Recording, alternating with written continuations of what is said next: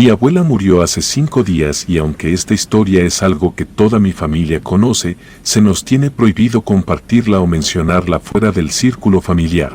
Siento que existen historias en este mundo que no merecen perderse, aun si no fue alguien importante, aun si no hizo un gran descubrimiento o salvó vidas.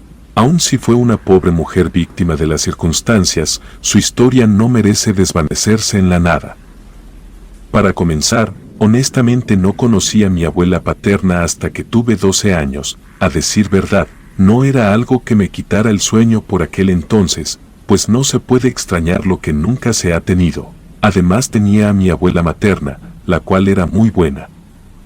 Por lo que recuerdo, papá siempre se estaba quejando de que ella vivía demasiado lejos y aislada como para estar en contacto e incluso aunque le habían intentado comprar un teléfono celular, ella siempre lo tenía apagado. Esa era la principal razón por la que pasamos tanto tiempo sin tener ningún tipo de contacto con ella, y eso fue así hasta que alguien le dijo a mi padre que mi abuela había tenido un accidente mientras atendía a sus vacas. No sabía bien qué había pasado, pero se había lastimado una pierna y se rehusaba por completo a ir con un doctor. Debido a que eran vacaciones de verano, a papá se le ocurrió la grandiosa idea de que debíamos ir a visitarla, junto con todos mis tíos y primos. Después de hablar con ellos, todos los hermanos de mi papá estuvieron de acuerdo con que debían hacer que mi abuela dejara el rancho y viviera con uno de nosotros en la ciudad, más específicamente con nosotros. Fue un viaje extremadamente largo, 2 días solo para llegar, pero como no me gustaría que curiosos vayan a profanar el rancho de mi abuela como si fuera una especie de sitio turístico, entonces no diré exactamente dónde está, solo diré que era un lugar muy retirado, donde no había mucha civilización y los que se podrían considerar tus vecinos se encontraban a 1 hora de distancia. A nuestro viaje iban los 3 hermanos de mi papá con sus respectivas familias, estábamos en contacto con los primos por lo que al menos nos teníamos entre nosotros para soportar el largo camino en carretera.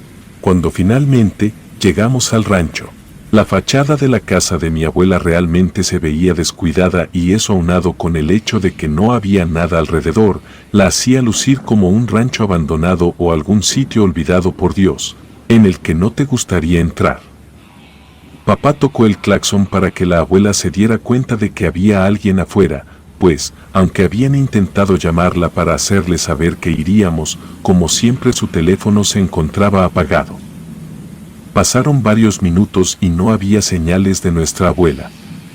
Mi padre decidió llamarla por teléfono, pero no había cobertura en aquel lugar apartado.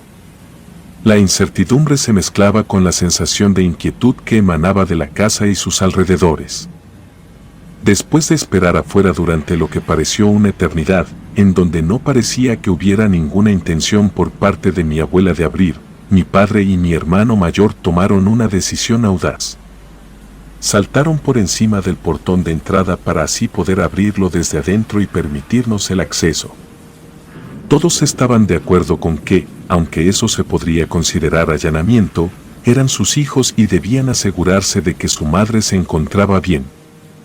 Cuando finalmente entramos al rancho, mi abuela por fin salió de su casa, su pie estaba vendado y entablado, pero de una manera muy rústica, como si fuera algo que ella hubiera hecho por ella misma, en lugar de haber ido a un doctor. Su rostro reflejaba sorpresa y confusión al ver a toda su familia reunida frente a ella. Mi papá y mis tíos le dijeron que la habían intentado localizar por más de 1 semana antes de decidir que irían, pero que habían tenido dificultades para contactarla debido a la falta de señal telefónica, además de que habíamos estado afuera un largo rato, esperando a que nos abriera. Nuestra abuela explicó que estaba acostumbrada a la soledad, no confiaba en abrir la puerta pues la única persona que venía a visitarla una vez al mes era su vecina, la que nos había avisado a nosotros del accidente de mi abuela y que ella tenía su propia llave, por lo que nadie más tocaba la puerta y por eso aunque había escuchado los autos, no creía que la estuvieran buscando a ella, más bien consideraba que estaban de paso. Mis hermanos, primos y yo bajamos de los autos, y después de un rato de presentaciones, mi prima Irma propuso ir a recorrer el lugar, el cual era en serio muy grande.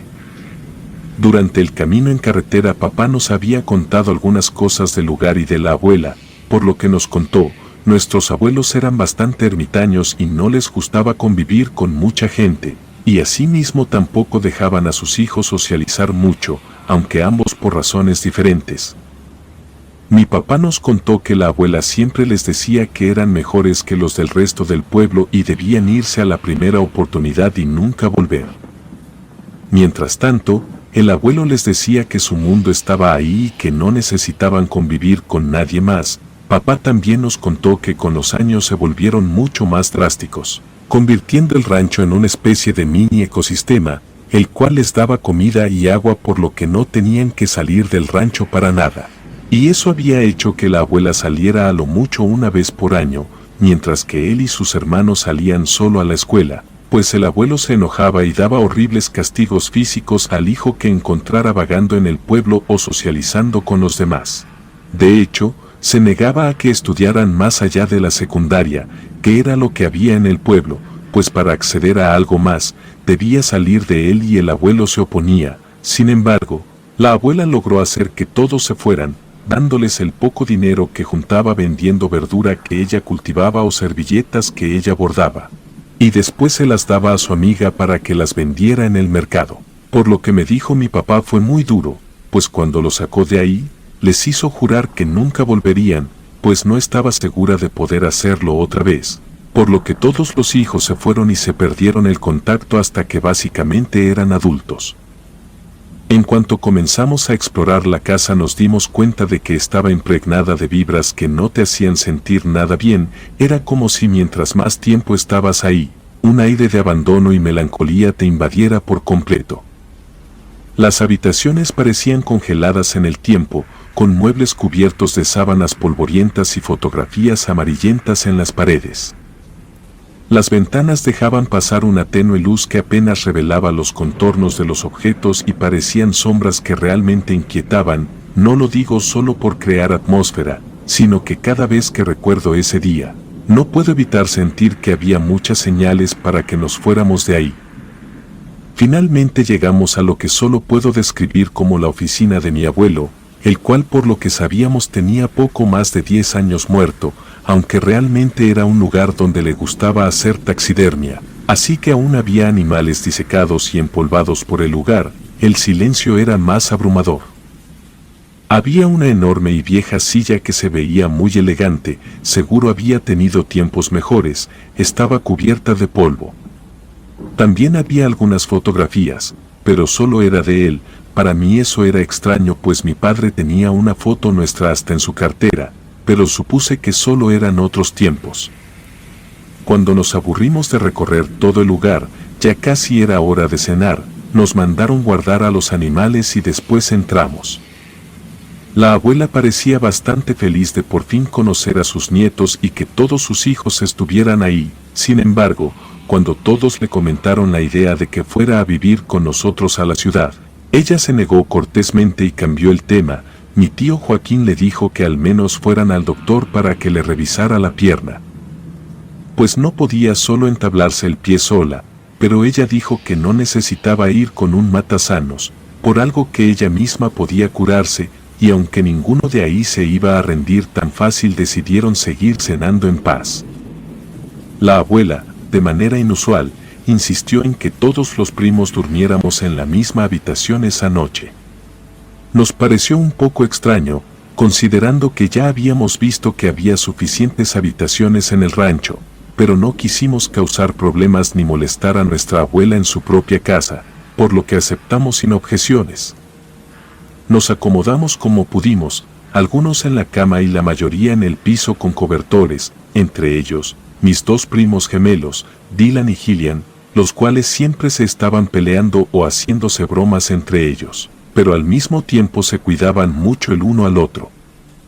Aunque todos teníamos teléfonos, nadie los estaba usando, pues no había internet y la señal de datos era muy mala, por lo que no había mucho que hacer en ellos. Sé que al menos yo estaba a punto de quedarme dormida, cuando escuché a mi primo Gillian susurrar a Dylan, le decía que no quería jugar y que le dejara de jalar la mano. Entre sueños, Dylan le respondió con voz adormilada, asegurándole que no le estaba haciendo nada y que lo dejara dormir. A decir verdad, a nadie le pareció raro, pues todos sabíamos cómo eran esos dos. De repente, un grito desgarrador rompió el silencio. Todos nos sentamos para ver qué era lo que estaba pasándole a Gillian. Todos vimos esto, incluso si hoy en día les pregunto a cualquiera de ellos por esa noche, todos recuerdan lo que a continuación les contaré. Había algo en el cuarto, era algo muy oscuro, tan oscuro que incluso entre la oscuridad del cuarto se distinguía con bastante claridad una figura adulta que se deslizaba entre la oscuridad y salió del cuarto, azotando la puerta tras de sí. La respiración agitada y los latidos de nuestros corazones llenaron el aire mientras intentábamos comprender lo que acabábamos de presenciar. Mi primo, bastante perturbado, nos contó que un anciano estaba tratando de despertarlo y había estado jalando de su mano. Él ni siquiera había abierto los ojos pensando que era su hermano, pero cuando Dylan había dicho que no le estaba haciendo nada, había abierto los ojos y lo vio cara a cara, por lo que nos dijo se veía enojado. Pero cuando gritó solo se levantó y se fue. Mis tíos y papás llegaron poco después para ver qué era lo que nos estaba ocurriendo. Les contamos lo que nos había pasado, pero simplemente no nos creyeron. Nos miraron con escepticismo y atribuyeron nuestras experiencias a la imaginación exaltada de adolescentes en un ambiente desconocido. Nos aconsejaron que dejáramos de asustarnos mutuamente y que intentáramos descansar. Recuerdo que ya al día siguiente, un poco más calmados, todos acordamos que sería bastante genial que pudiéramos grabarlo y tener a un fantasma real captado en cámara. Así que dejamos la luz prendida y un teléfono grabando toda la noche. Sin embargo, todos nos despertamos porque el teléfono se estrelló contra la pared. Y aunque aún servía y solo se le había roto un poco la pantalla, solo se veía como la luz del cuarto se apagaba de repente y un golpe de cuando el teléfono salió volando, pero no se veía nada. Cualquiera que vea el video pensaría que alguien apagó la luz y después el teléfono solo se cayó. A los días, los esfuerzos constantes de mis padres por convencer a mi abuela de que sería mejor para ella mudarse a la ciudad, ella se mostraba inflexible en su decisión de quedarse en el rancho. Cada vez que decía que aquel lugar era su hogar y que deseaba pasar ahí el resto de sus días, sentía que sus palabras carecían de sinceridad. Hasta el día de hoy no sé cómo explicarlo, pero yo solo podía ver una mirada que parecía transmitir todo lo contrario a lo que decía. Al pasar los días, nos medio acostumbramos a pequeñas cosas que pasaban ahí, como portazos, sombras o una sensación constante de que algo o alguien te veía desde la oscuridad. Obviamente aún nos daba miedo, por lo que siempre nos quedábamos juntos, pero como nuestros padres parecían fingir que nada pasaba, nosotros comenzamos a hacerlo también. Decíamos que debía ser el viento o algo por el estilo, aunque en el fondo sabíamos que no era por eso. Aunque durante nuestra cuarta noche en el rancho, mientras mis primos y yo estábamos ocupados con las tareas de meter a las vacas en el corral, nos ocurrió algo que no pudimos ignorar o fingir que fue una coincidencia de la naturaleza. Escuchamos un ruido proveniente de una pila de paja cercana. Al principio, pensamos que podría tratarse de un ratón u otro animal pequeño que había encontrado refugio ahí. Curiosos, nos acercamos con cautela, apuntando con la linterna hacia la pila. Lo que salió de la paja nos dejó completamente aterrados.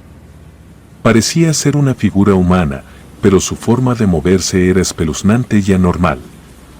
Se desplazaba a cuatro patas, contorsionándose en movimientos retorcidos y erráticos. Aunque no me di cuenta en ese momento, uno de mis primos aseguró que su cabeza estaba invertida, como si estuviera mirando hacia atrás. No hicimos más que huir de los corrales, mientras escuchábamos una risa malévola y satisfactoria de aquella criatura persiguiéndonos. Les dijimos a nuestros padres, pero no nos creyeron.